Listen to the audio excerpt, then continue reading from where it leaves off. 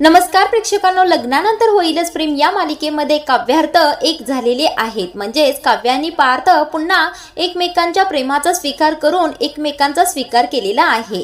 तर नेमकं काय घडलं तेच आपण पाहूया. तर लग्नानंतर होईलच प्रेम या मालिकेचा जबरदस्त प्रोमो रिलीज झाला आहे. त्यामध्ये असं दाखवलं आहे की पार्थ काव्याला म्हणत असतो की तुमच्या सगळ्या चुकांसहित मी तुमचा स्वीकार केला आहे आणि तुम्ही माझी आता बायको आहात. त्यावेळेला काव्य सुद्धा हसतच पार्थ पाहत असते. आता पार्थ म्हणत असतो, चला मी तुम्हाला तुमच्या हक्काच्या घरी नेणार आहे. त्यावेळेला आता पार्थ म्हणतो, आपण दोघांनी एकत्रच राहायचं आहे. त्यावेळेला नंदिनी चेष्टा करतच म्हणत असते, पार्थ तुम्ही काय आता काव्याबरोबर गेस्ट रूम मध्ये राहणार आहात का?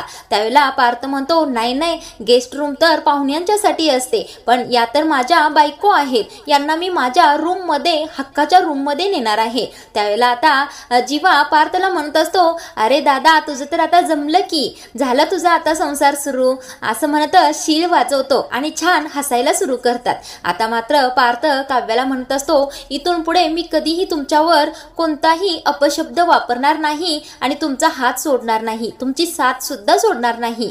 आता काव्याला पार्थ म्हणत असतो, तुम्ही देखील मला अशी साथ द्याल अशी अपेक्षा करतो. आता पार्थ काव्याला म्हणत असतो, काव्या जर माझ्या हातून काही चुकीचं घडलं असेल, मी जास्त काही तुम्हाला बोललो असेल तर ते इथल्या इथेच विसरून जा आणि तुम्ही सुद्धा माझा स्वीकार करा.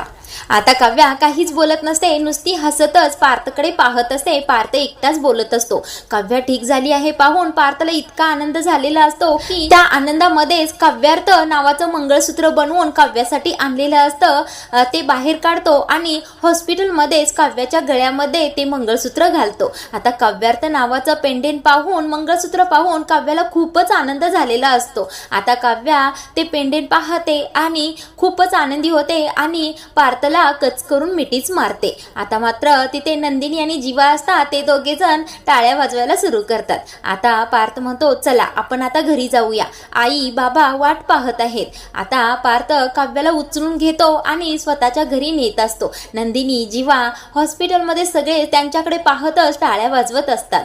पार्थ आणि काव्या एकत्र झाले आहेत पाहून सर्वांनाच आनंद झालेला असतो. इकडे आता नंदिनी आणि जीवा सुद्धा एक झालेले असतात. नंदिनीचे वडील खूपच जीवाला बोललेले असतात. आता जीवा सुद्धा सगळं काही विसरून नंदिनीच्या वडिलांना बाबा अशी हाक मारतो आणि ते सुद्धा जीवाला मोठ्या मनाने माफ करतात, कारण आता नंदिनीचं जीवावर प्रेम आहे हे त्यांना कळून आलेलं असतं. आता नंदिनी सुद्धा तिच्या बाबांची माफी मागते आणि त्यांना सांगते, जीवांशिवाय मी जगू शकत नाही, त्यांचं माझ्यावर आणि माझं त्यांच्यावर खूपच प्रेम आहे, आम्ही दोघे वेगळे होऊन कधीच राहू शकत नाही. त्यामुळे बाबा आता तुम्ही तुमचा हट्ट सोडा आणि आमच्या प्रेमाचा स्वीकार करा. आता काव्य आणि पार्थ आणि नंदिनी आणि जीवा सोबतच घरी जाणार आहेत. आता लग्नानंतर होईलच प्रेम या मालिकेमधील हा जबरदस्त भाग होणार आहे. तर प्रेक्षकांनो, काव्यार्थ आणि जीवानंदिनी एकत्र झालेले पाहिला तुम्हाला तर आवडणारच आहे.